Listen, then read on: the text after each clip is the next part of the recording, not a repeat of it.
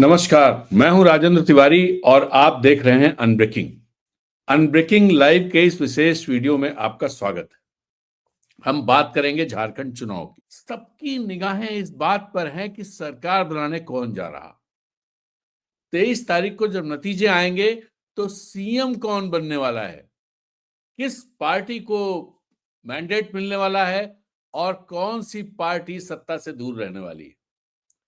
क्या हेमंत सोरेन फिर से चीफ मिनिस्टर बनेंगे?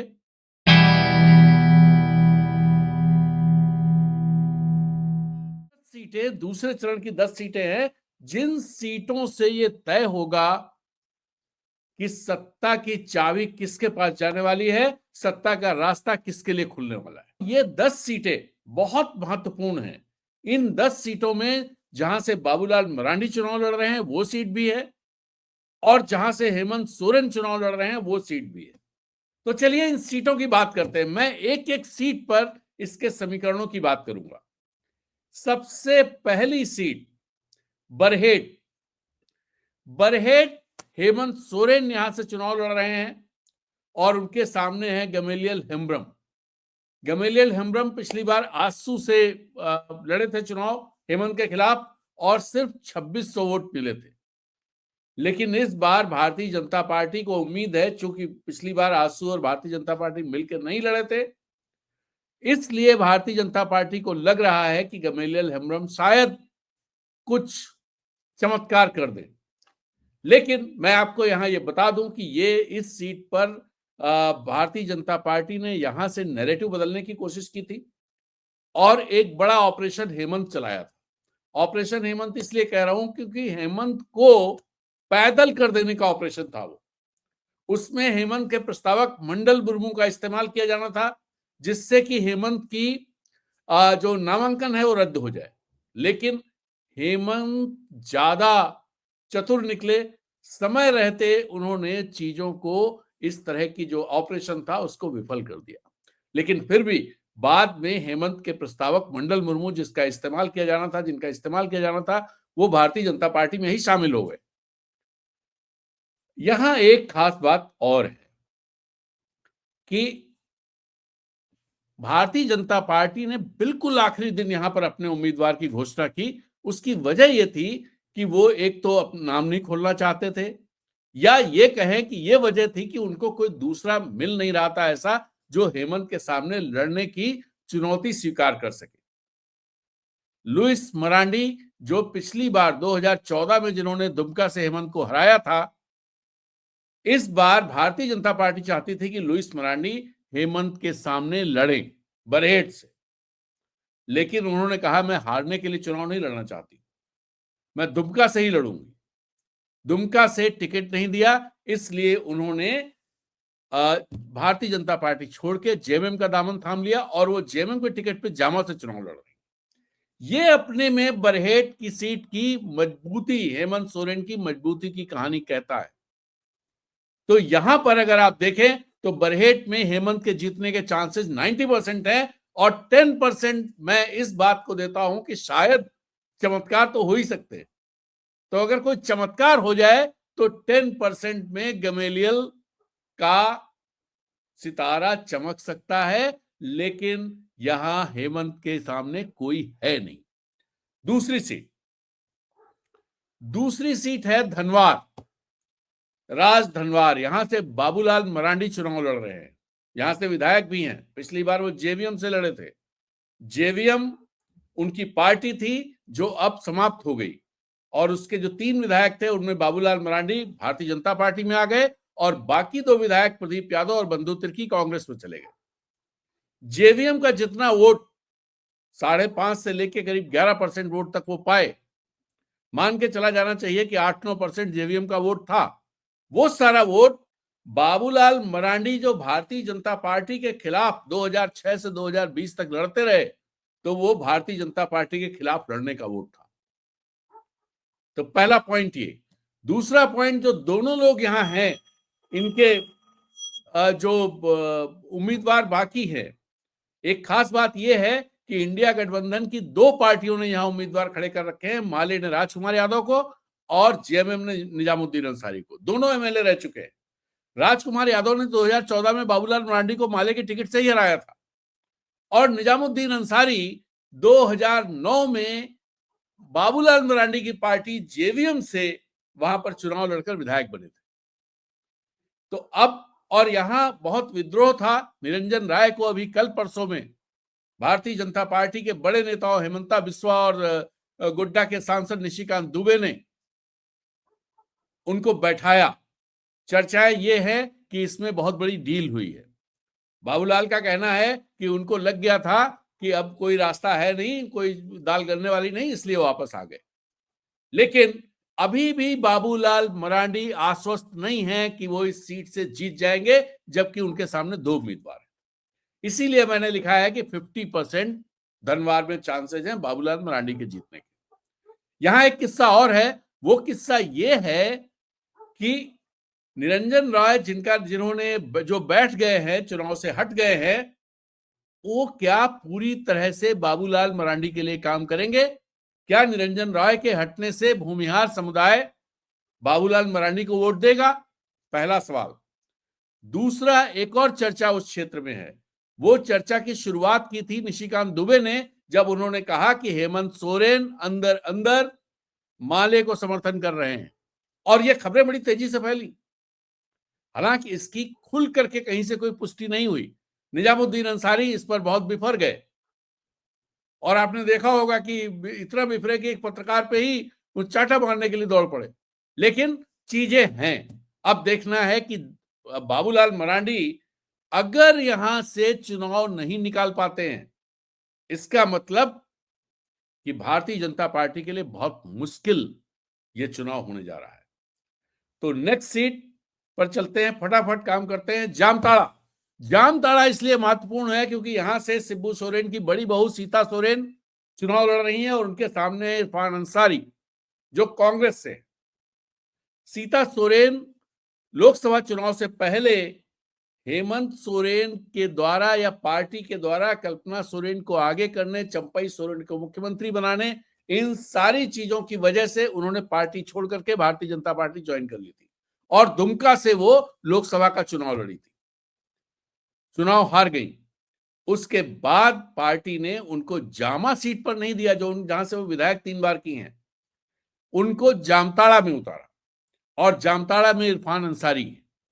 इरफान लगातार तीसरी बार चुनाव जीतने के मैदान में है और ये माना जा रहा है कि इरफान वहां पर बहुत मजबूत कैंडिडेट हैं। उनको लेकर के सीता सोरेन ने कई कंट्रोवर्सी उठाने की कोशिश की, लेकिन वो कंट्रोवर्सी बन नहीं पाई, जमीन नहीं पकड़ पाई। इसलिए और वहां के जो समीकरण हैं उनके हिसाब से देखें तो यहां पर सीता सोरेन के जीतने के चांसेस सिर्फ 30% कहे जा सकते हैं मेरे हिसाब से। तो ये सीट इरफान अंसारी को जाती हुई दिखाई दे रही है। गिनती आप करिएगा, मैं कोई गिनती करके नहीं बताऊंगा 10 सीटों में कौन किधर जा रहा है, कितनी सीटें किसको मिल रही है, लेकिन ये 10 सीटें तय करेंगी कि चीफ मिनिस्टर की कुर्सी किसके पास जाएगी। नेक्स्ट सीट है बोरियो।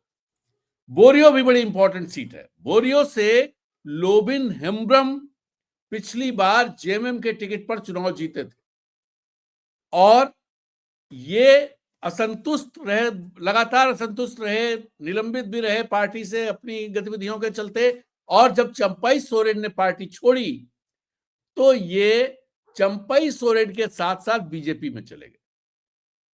इन्होंने पिछले चुनाव में 17,924 वोटों से बीजेपी के सूर्य नारायण हंसदा को हराया था। आजसू के ताला मराठी भी यहां से खड़े थे जिनको सिर्फ 9,000 के आसपास वोट मिले थे, लेकिन इस बार ये बीजेपी के टिकट पर वहां से लड़ रहे हैं और ये देखना बहुत रोचक होगा क्या लोबिन हेम्ब्रम जो ये सीट मानी जाती है बोरियो जेएमएम की सीट मानी जाती है, क्या वो जेएमएम के वोटों में सेंध लगा करके यह सीट भारतीय जनता पार्टी की झोली में डाल पाएंगे? संभावना बहुत कम है, संभावना बहुत कम है, मैं कह रहा हूं। धनंजय सोरेन यहां से जेएमएम के हैं और बोरियो पर जबरदस्त जोर लगाया है जेएमएम ने। इनकी संभावना 40% है, जीत सकते हैं। मामला टक्कर है, लेकिन ऐसी टक्कर भी नहीं कि वहां दिखाई दे रहा हो कि लोबिन हेम्ब्रम जीत रहे हैं। तो ये 40% लोबिन हेम्ब्रम जीत सकते हैं यहां से।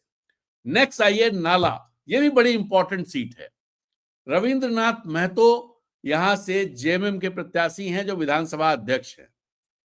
रविन्द्रनाथ महतो यहां से ये सीट पर लगातार 3 बार के विधायक हैं। 2005 में रहे, 2014 में रहे, 2019 में रहे, 2009 में सत्यानंद झा बाटुल यहां से जीते थे।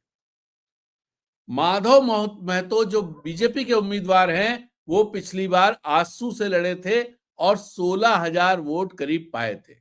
बीजेपी को 2019 में 57,000 वोट मिले थे और रविन्द्रनाथ महतो को 61,356। ये सिर्फ 3,520 वोटों से जीते थे। लेकिन यहां पर खास बात यह है कि सत्यानंद झा बाटुल जो पिछली बार बीजेपी से लड़े थे, वो नाराज हो गए थे। उनको, उनकी बहू को कोई पद दे करके उनको मनाया गया। सत्यानंद झा बाटुल पिछले चुनाव में 49,000 से ज्यादा 2014 के चुनाव में वोट पाए थे और 2009 के चुनाव में उन्होंने करीब 4,000 वोटों से रविन्द्रनाथ महतो को हराया था। अब यहां ये एक चीज ये भी चल रही है कि इस सीट पर सत्यानंद झा बाटुल बैठ जाने के बावजूद, मान जाने के बावजूद, वो नहीं चाहते हैं कि ये सीट उनके हाथ से निकल जाए और यहां कोई दूसरा कब्जा कर ले। इसलिए पूरी तरह से वो भारतीय जनता पार्टी के प्रत्याशी के पक्ष में काम नहीं कर रहे हैं और ये चीज भारतीय जनता पार्टी के माधव चंद्र महतो के पक्ष में नहीं जा रही है। और जहां तक ये कहा जा रहा था कि 57,000 वोट जो भारतीय जनता पार्टी का है, वो वोट और आसू का वोट मिलकर के ये वोट दोनों उनको जिता देंगे। लेकिन यहां एक खास बात और है, यहां सीपीआई का वोट भी करीब 21-22 हजार था पिछली बार, जेवीएम का वोट भी 2,500-3 हजार था। तो ये सारा वोट अगर जेएमएम में जुट जाएगा तो फिर जो जुट जाना है, क्योंकि सीपीआई अलग से लड़ जरूर रही है, जहां सीपीआई नहीं है वहां पर उसने सपोर्ट किया है। और लेकिन सीपीआई का भी अंदर खाते मामला यह है कि जेएमएम को जिता लिया जाए, ऐसा सुनने में आया है। तो ये सीट थोड़ी सी फंसी हुई है, लेकिन अपर हैंड जो है वो रविन्द्रनाथ महतो का ही है, ज्यादा फंसी हुई नहीं। मैं तो 70% मानता हूं कि रविन्द्रनाथ महतो यहां से जीतेंगे। नेक्स्ट सीट पे चलते हैं फटाफट, खटाखट अगर कहें राहुल गांधी और हेमंत सोरेन के भाषा में, दुमका वो सीट है जिसको लेकर के लुइस मरांडी भाजपा छोड़ करके चली गई और वो जामा से चुनाव लड़ रही।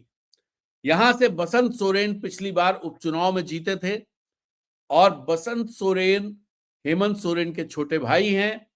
हेमंत जब 2019 में 2 सीटों से लड़े थे, बरहेट से और दुमका से, उन्होंने दुमका सीट छोड़ी थी, उसके बाद बसंत चुनाव लड़के यहां से आए थे। और सुनील सोरेन बीजेपी से हैं, जिन्होंने 2019 के लोकसभा चुनाव में शिबू सोरेन को दुमका से हराया था। पिछली बार उनका टिकट दुमका से फाइनल हो गया था लोकसभा चुनाव में, लेकिन सीता सोरेन के बीजेपी में आने की वजह से उनका टिकट विड्रॉ किया गया और सीता सोरेन को वहां से खड़ा किया गया। सुनील सोरेन को कमिट किया गया था कि उनको दुमका से विधानसभा का टिकट दिया जाएगा, तो उनको दुमका से विधानसभा का टिकट दिया गया। लेकिन ये सीट भी जेएमएम की बहुत मजबूत सीट है, ये बात सही है। 2014 में लुइस मरांडी ने हराया था हेमंत सोरेन को, लेकिन अब लुइस मरांडी जेएमएम में, लुइस मरांडी क्रिश्चियन आदिवासी और उनका एक प्रताप है, उनका प्रभाव है, उसका फायदा भी बसंत सोरेन को मिलेगा और इसलिए बसंत सोरेन के जीतने की संभावना 80% मानी जा रही है। नेक्स्ट बगोदर, ये सीट भी बड़ी इंपॉर्टेंट है। यहां से सीपीआई एमएल के विनोद सिंह लड़ रहे हैं और ये इंडिया गठबंधन में सीपीआई एमएल के खाते में गई हुई सीट है। बीजेपी से नागेंद्र महतो हैं। नागेंद्र महतो 2014 में विनोद सिंह को चुनाव हरा चुके हैं।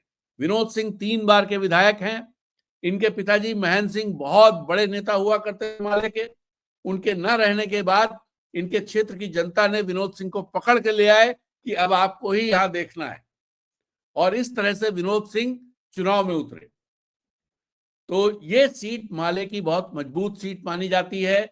जब यहां पर जेएमएम और कांग्रेस का गठबंधन अलग से चुनाव लड़ता था, उस समय भी विनोद सिंह ये सीट जीतते रहे हैं। तो इस बार भी उनके जीतने की संभावना बहुत ज्यादा है, और हम इसे 75% की कैटेगरी में रखते हैं। 8वीं सीट गांडे, ये सीट बहुत चर्चा में है। यहां से हेमंत सोरेन की पत्नी, शिबू सोरेन की दूसरी बहू कल्पना सोरेन चुनाव लड़ रही हैं। कल्पना सोरेन यहां से विधायक हैं। जब हेमंत सोरेन पर ईडी का शिकंजा कस रहा था, उस समय हेमंत सोरेन को लग गया था कि शायद उनको जेल जाना पड़े। ऐसे में उन्होंने समय रहते तैयारी की थी, और इस सीट को सरफराज अहमद, जो वहां के सिटिंग विधायक थे, उनसे इस्तीफा कराया, इसलिए जिससे कि ये सीट क्लियर तौर पर चुनाव में जा सके, और चुनाव आयोग ये ना कह सके कि यहां पर 6 महीने से कम बचे हैं या ऐसा कुछ है, इस वजह से इनको हम इस पर चुनाव नहीं कराएंगे। और ऐसे में ये उस समय चर्चा थी, कल्पना सोरेन को चीफ मिनिस्टर बनाया जा सकता है, लेकिन एन मौके पर पार्टी ने तय किया चंपाई सोरेन को चीफ मिनिस्टर बनाना। लेकिन उस सीट से कल्पना सोरेन ही चुनाव लड़ी और बहुत अच्छे तरह से जीती। इस बार भी हैं, और यहां से जो जेएलकेएम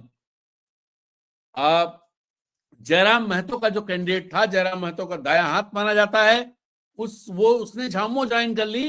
टिकट क्लियर होने के बाद, चुनाव लड़ने के बाद और कुछ कैंपेनिंग करने के बाद भी उसका भी बहुत फायदा कल्पना सोरेन को मिला है, और कल्पना सोरेन की सीट यहां से लगभग पक्की है। और ये सीट बड़ी मजबूत सीट है बीजेपी जेएमएम की, या कहें इंडिया गठबंधन की। सरफराज अहमद 2009 में थे, उससे पहले सालखन सोरेन थे 2005 में, 2014 में जरूर जयप्रकाश वर्मा भाजपा के जीते थे। तो कल्पना सोरेन की जीतने की जो प्रोबेबिलिटी है वो 85% मानी जा सकती है। हेमंत सोरेन के बाद सबसे पक्की सीट अगर किसी की है तो वो कल्पना सोरेन की है। नाउ नेक्स्ट डुमरी, ये सीट बड़ी इंपॉर्टेंट और बड़ी दिलचस्प है। यहां पर बेबी देवी हैं, जो टाइगर जगन्नाथ महतो की पत्नी है, मंत्री भी हैं। टाइगर जगन्नाथ महतो पिछले दिनों नहीं रहे, 2019 में उन्होंने यहां से चुनाव जीता था, मंत्री थे, हेमंत के बहुत खास लोगों में थे, बहुत सीनियर नेता जेएमएम के थे, और इस सीट पर डुमरी सीट टाइगर जगन्नाथ महतो के नाम लिखी हुई सीट एक तरह से कही जा सकती है। डुमरी का अगर आप रिकॉर्ड देखें तो जगन्नाथ महतो जिस तरह जीतते थे, 2019 के चुनाव में 34,288 वोटों से जीते थे। आसू की यशोदा देवी को सिर्फ 37,000 वोट मिले थे, और जगन्नाथ महतो को करीब 71,000 वोट। इससे आप अंदाजा लगा सकते हैं कि जगन्नाथ महतो कितना प्रतापी थे। 2014 में जगन्नाथ महतो 32,500 वोटों से जीते थे, और बीजेपी के लालचंद महतो को हराया था उन्होंने। तब भी उनको करीब 78,000 वोट यहां से मिले थे। 2009 में उन्होंने जब 33,960 वोट उनको मिले थे, पोलिंग हुई थी सिर्फ 99,000 वोटों की, उनमें इतने वोट उनको मिलने के बाद उन्होंने अपने सामने दामोदर प्रसाद महतो, जो जेडीयू से थे, उनको करीब 13,500 वोट से हराया था। और 2005 में भी उनको अच्छे खासे वोट मिले, उन्होंने 18,000 वोट से लालचंद महतो, जो आरजेडी के थे, उनको हराया था।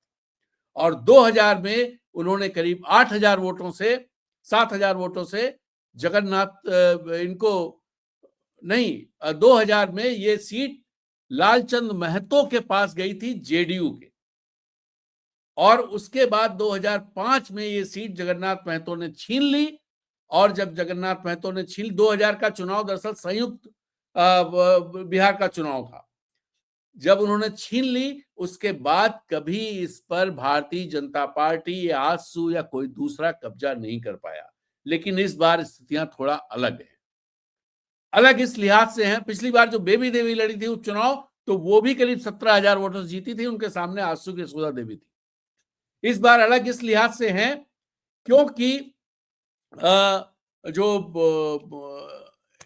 जयराम महतो लोकसभा चुनाव में गिरिडीह से खड़े हुए थे, गिरिडीह लोकसभा क्षेत्र में सीट आती है, और यहां से जयराम महतो ने बढ़त हासिल की थी, और मथुरा महतो जो जेएम के कैंडिडेट थे वो पिछड़ गए थे। जयराम महतो यहां से खुद चुनाव लड़ रहे हैं, और जो वहां सिनेरियो दिखाई दे रहा है उसमें बेबी देवी और जयराम महतो के बीच में लड़ाई है। एनडीए की यशोदा देवी वहां डिस्टेंट थर्ड पे जाती हुई दिखाई दे रही है। तो इस सीट पर अब देखना यह है क्या जयराम महतो कोई गुल खिलाएंगे। हालांकि इसकी संभावना जो मैंने पिछले रिकॉर्ड आपको बताए और बेबी देवी के साथ जिस तरह इमोशनल क्वेश्चन वहां पे जुड़ा हुआ है, टाइगर जगन्नाथ महतो को अपना एक प्रताप था, उस प्रताप का फायदा बेबी देवी को मिल ही रहा है। तो बेबी देवी यहां से जीतने के इनके चांसेस 85% मुझे दिखाई देते। तो ये कुल मिलाकर के 9 सीट हुई और 10वीं सीट है सिल्ली। ये बड़ी महत्वपूर्ण सीट है, सुदेश महतो की सीट है। सुदेश महतो यहां से चुनाव जीतते रहे हैं, 2014 में जरूर झामुमो से हारे थे, लेकिन माना जाता है कि सिल्ली सुदेश महतो का गढ़ है। लेकिन यहां फिर जयराम महतो ने कमाल किया था, उनकी पार्टी के देवेंद्र महतो ने लोकसभा चुनाव में यहां करीब 50,000 वोट हासिल किए और उसकी वजह से देवेंद्र महतो जो जेएलकेएम की तरफ से इस बार विधानसभा चुनाव में भी हैं, वो सुदेश महतो के लिए बड़ी मुश्किल क्रिएट किए हुए। अमित महतो पर पूरा जोर लगा रखा है हेमंत सोरेन और कल्पना सोरेन ने। बड़ी सभा कल्पना सोरेन की हुई, हेमंत की भी हुई, सुदेश की सीट फंसी हुई है और यह कहा जा सकता है कि 50% चांस है कि सुदेश महतो यहां से जीते। अब आप इससे अनुमान लगा सकते हैं कि इन 10 सीटों में अगर बड़े नेता बाबूलाल मरांडी, सुदेश महतो, सीता सोरेन, इस तरह के लोग अगर फंसे हुए हैं तो ये अनुमान लगाया जा सकता है कि झारखंड में राजनीतिक बयार किस दिशा में बह रही है। तो चलिए इस वीडियो में इतना ही, फिर मिलेंगे नए वीडियो में एक नए टॉपिक पर। तब तक के लिए नमस्कार, जय हिंद।